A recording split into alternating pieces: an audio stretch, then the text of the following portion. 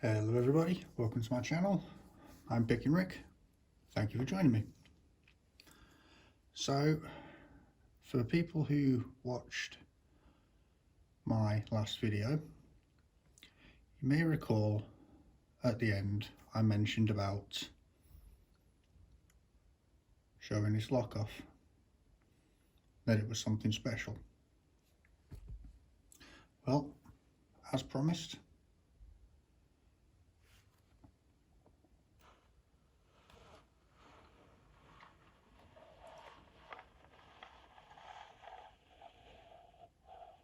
this is my very special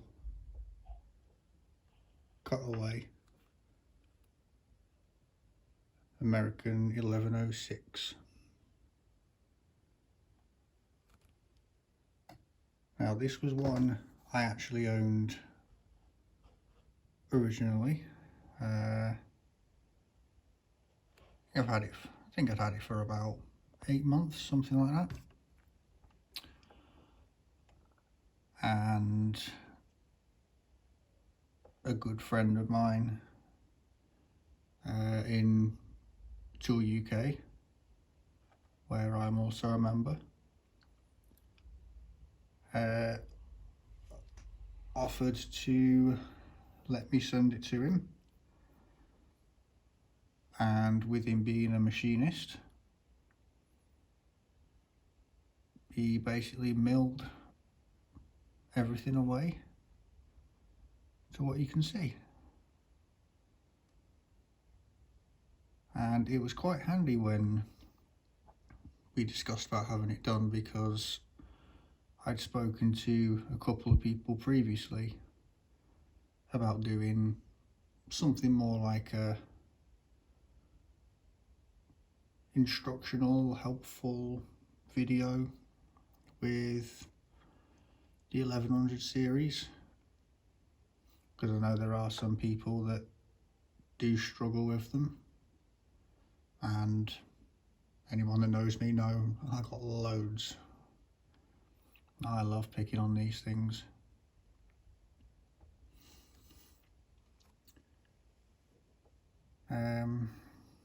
Yeah, so I'd just like to give a quick shout out to Terry. I know I probably butchered the name, but you know, it wouldn't be me if I didn't butcher something. But yeah, thank you very much, Terry, for this. So, without further ado, let's get into a little bit of a video with it. So, to take it right back to basics, if we removed this locking mechanism, it would essentially just be a standard pin tumbler lock, you know. And the main thing for these are the pins. And I say that because I did a little bit of research a few months ago, led from a discussion that Nate Griff was having, discussing whether newer American locks had less spool drivers or not, because he had a couple of newer ones and they either had no spools or only one. So I went through every single one of my American locks, apart from ones that had been repinned, because that wouldn't be a fair assessment. And from that, it turned out age of the lock didn't matter. It could have any number of spools in. It would never have 5 spools, because obviously that would give you slop on the core. So it would always have at least one serrated. So unlike some locks, like the ASA 700, you can't rely on knowing what pins are going to be where. It's completely a gamble. So you are going to be relying on your feedback, your technique, which is essentially what we're trying to build up anyway, each time we pick a lock. Now, if I recall, I can't say for certain, but if I recall, some of the lock cores can have like serrated counter milling and some might not. I don't know if there we go. So if you can see with mine, or this particular one anyway, there is no counter milling on it. I'm pretty sure you do get some that have counter milling and some that don't. But then obviously we all, understand the mechanics of the lock. You do a successful pick, you turn the core turns the actuator turns, allows the ball bearings to be seated, which allows the shackle to lift. Another thing with these American locks, if in doubt, if you've been picking on it for a while, don't ever be afraid to reference your key. Obviously the goal is to not need to look at the key, basically chuck the key away when we get the lock, not even look at it. That's when you get to that place, it's absolutely lovely. But when you're starting out, when you're learning, if you need to look at the key, look at the key.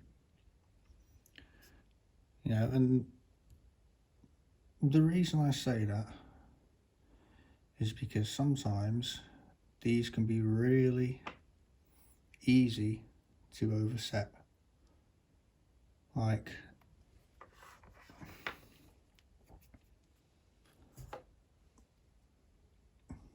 with that pin 4 there, some people would possibly find that would be really, really easy to overset, especially if you're using the wrong pick. I've got my deep SS Dev hook, and you can tell that will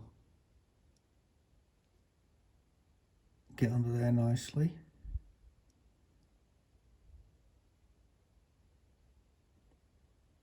And get that pin 5,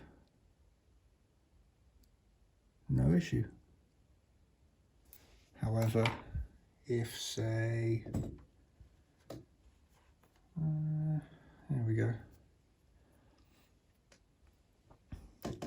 If say somebody was particularly fond of using the hybrid, say, Yeah, you'd slide it under, you get past pin 4, all is going well. But then you have to think of your cantilever point. So the cantilever point with this would be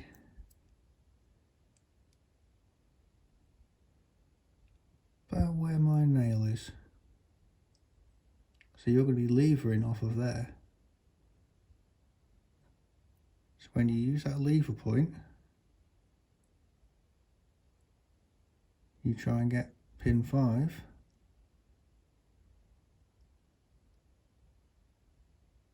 how close that is. Like that is right on the money.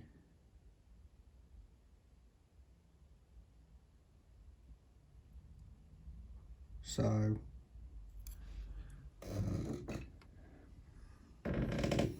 all about choosing your pick profile. But again, if you have the right pick profile, and you know, it could be an issue with you know, picking out a sequence, and that causes you to not tell an overset. Reference your key if you need to, just while you're learning. You know, it's always better to look for a solution to help and then rectify it later. So I will get this quickly set up and we'll have a quick pick through it.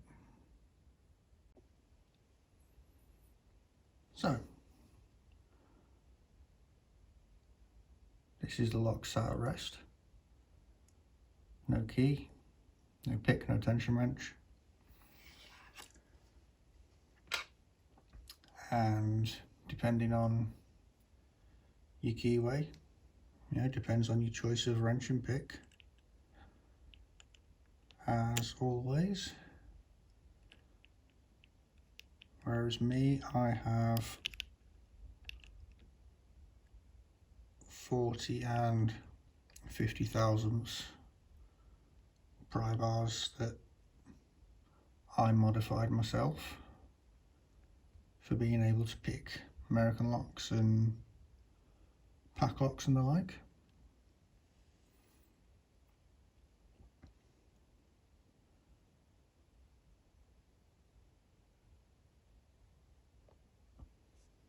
So just for a quick showcase,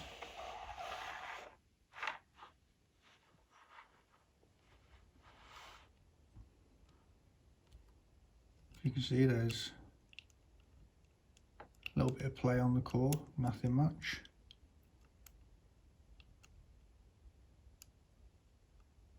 And when I add some tension,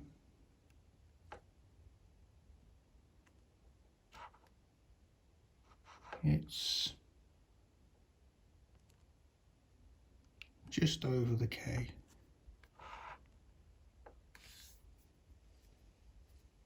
Just over the K there. Oh, the A, sorry. So that information will come in handy.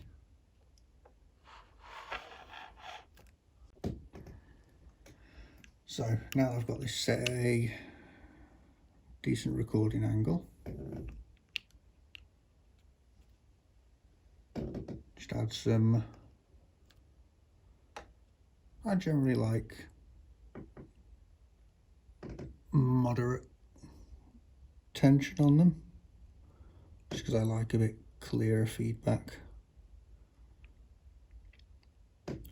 And you just start off just going through finding your binding pin like you would with any other lock. So did get a little bit of a click out of pin 2,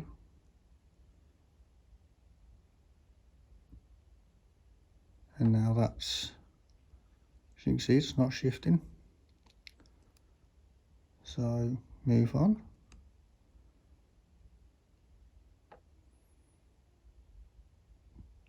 Pin 3. That's giving nothing, but obviously that's caught on the bottom of the spool. So we move on. Pin 4. Yeah, and I always find I like to have like moderate tension, and then when I find the binding pin, just ease off a bit. Then doesn't require as much welly to lift the pin itself.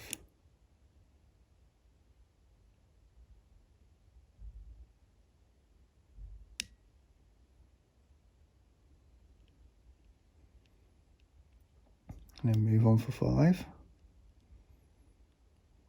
Yeah, it's just going up and down doing its thing. This is when we would go back to the beginning.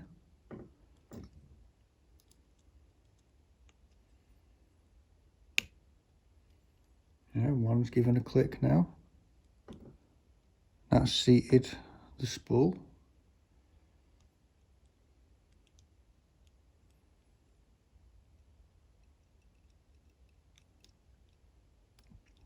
You know, but now 2 is very, very springy.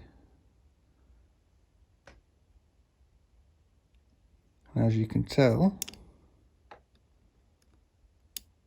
4 right there is completely overset. Now if you have it overset, sometimes you can just slack off a tiny bit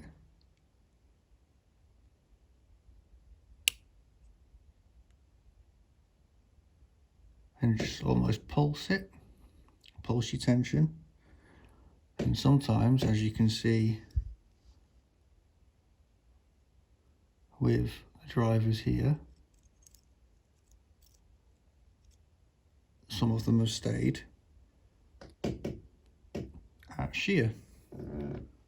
And then it's just a case of back to the beginning.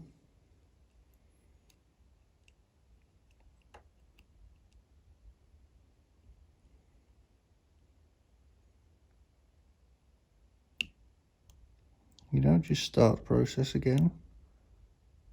Go through steadily, methodically.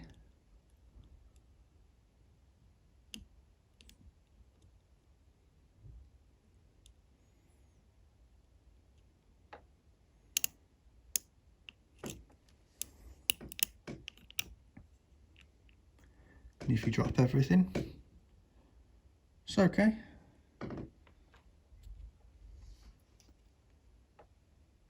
And sometimes you might find, like I do, with some locks, that starting at the back is a much better idea. Now I'm pretty sure that 4 was set just when I tapped it, pushing my pick through. So I will leave it for now.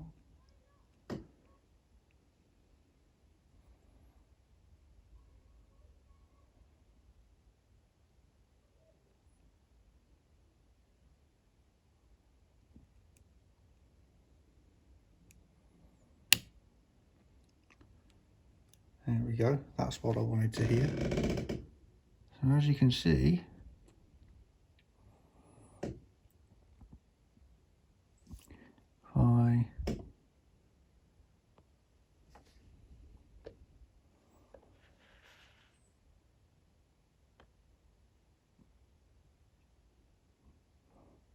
some of the pins are a bit staggered because the spools are caught. And if I zoom out a tiny bit,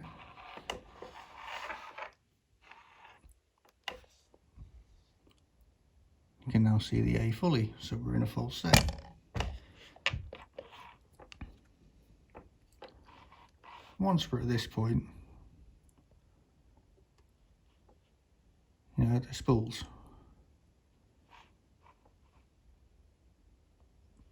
So it's just a case of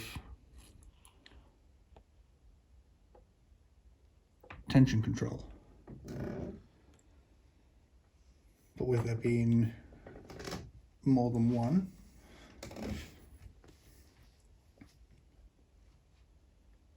picking order does play a role. So again, I will go right to the back and I will work on 5 first. You know, 5 is moving quite freely when I tap it, so I reckon that 5 isn't the one to pick yet. So we'll come through, you know, tap 4, just showcasing it like it was a solid lock and I couldn't see. So you tap 4, it's like, no, 4 feels set. Shall we move on to 3? Now 3,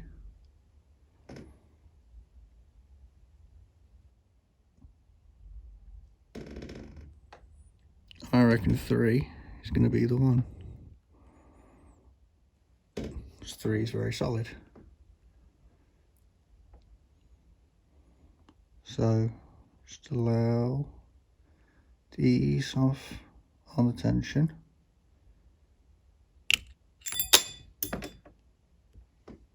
As you do like I do, drop your wrench.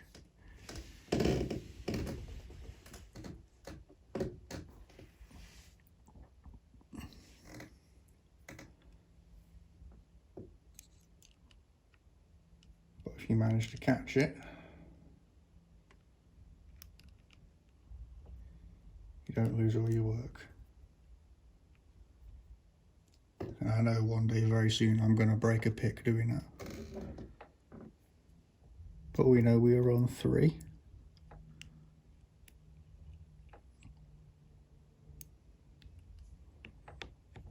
So we just give it a little tap. You know, no, there's no more counter rotation. Keeping moves freely. So we know it's set. And then we tap 2 to keep it moves freely. It's not a spool.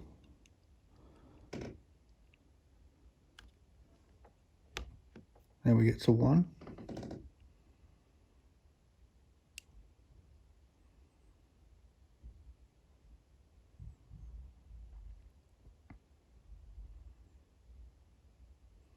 One wasn't moving so freely, so start pushing on it. Just push the spool through the counter rotation.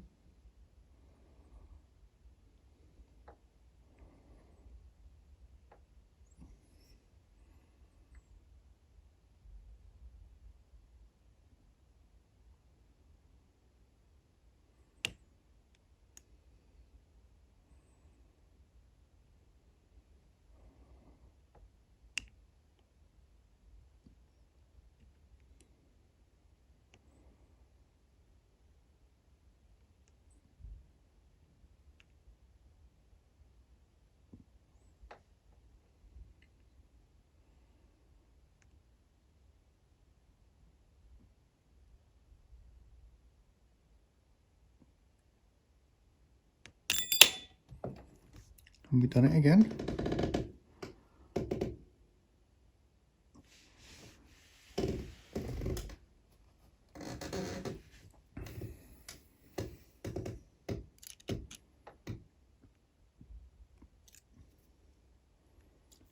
These wrenches just don't work the same when I've not got it all in hand. So we'll check 1 again. And you know, keep it moves freely. check 2. Again, keep your moves freely. 3, same. 4, same for what little travel it does. So we know the last one is 5. We know it's going to be a skull, because we're in that full set. So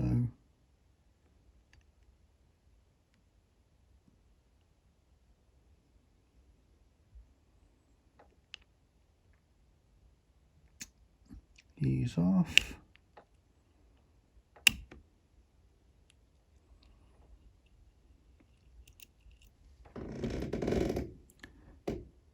As you can see, it's just a little overset, so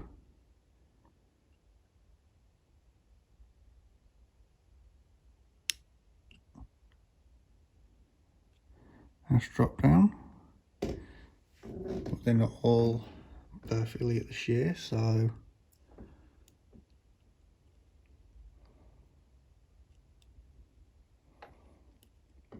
you just go through, give them all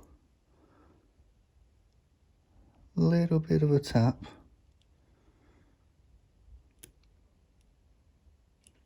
You'll find which one is just balking it for you.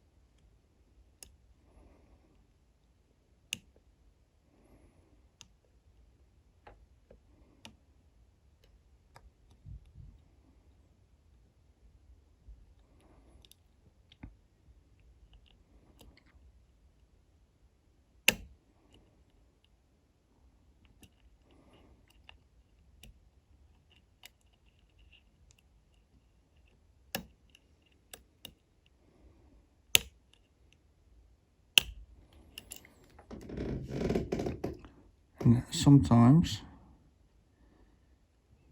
you'll get in a situation where you give them all a tap, you still can't tell what's going on. So maybe just another quick little pulse. And by pulse I mean slightly off and slightly on, like minuscule amount. And as you can see now, that is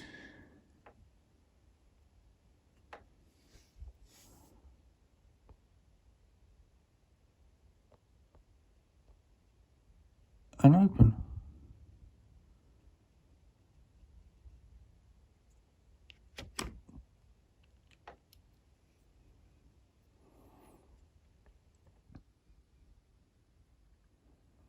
Now the main thing to remember with American locks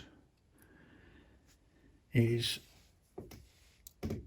that spring on there, on the actuator, is really, really strong. So sometimes you can sit there for a while, you know, and you think you picked it, you feel like you should have picked it, you're getting no feedback, everything, all the pins are dead. Sometimes it just requires a little more of a push. If not, don't be afraid, reset, go again. Other than that, I'd just like to say thank you for joining me for this video. It's going to be a longish one, as 90% of my videos are, but you know, I wanted to take a bit of time to try and go through this step by step almost. if you have any questions, just drop them below for me and I'll get back to you with any answers I can provide. Or if you like this type of video from me, you know, just talking through techniques or something like that, drop it down in the comments and I'll try and do some more. With that being said, if you enjoyed this video, please smash that like button. If you're not subscribed, you know, I would really appreciate it if you did subscribe so you can see any videos I put out. And you know, if you know anybody that this video may help, feel free to share the video, and hopefully this video will reach somebody that's been struggling and it might just help them. Other than that, thank you for joining me today, and I will see you in the next one. Ta-da.